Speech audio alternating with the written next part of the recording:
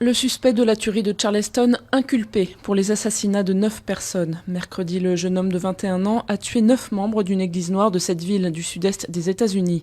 Selon une source policière, Dylan Roof aurait avoué vouloir déclarer une guerre raciale. Il avait passé 1 heure avec les victimes lors d'une séance d'études bibliques avant de les abattre. Les mots de Nicolas Sarkozy comparant l'afflux de migrants en Europe à une canalisation qui explose font réagir jusqu'à l'Élysée. Interrogé sur les propos de son prédécesseur, François Hollande a appelé à la maîtrise sur ce sujet.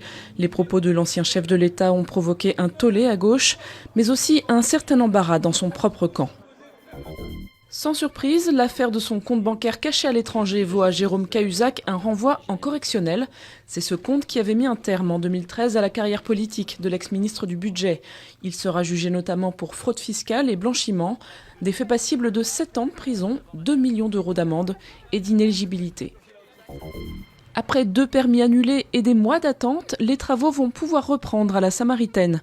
Le Conseil d'État a validé le projet de rénovation du célèbre grand magasin parisien, aussi connu pour son ancien slogan « On y trouve tout ».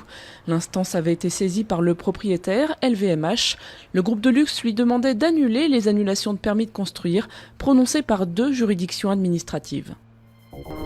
Petit ou grand, on ne sait pas qui a le plus d'étoiles dans les yeux au Bourget. Ils sont des dizaines de milliers à avoir poussé les portes du salon aéronautique, ouvert jusqu'à dimanche au grand public.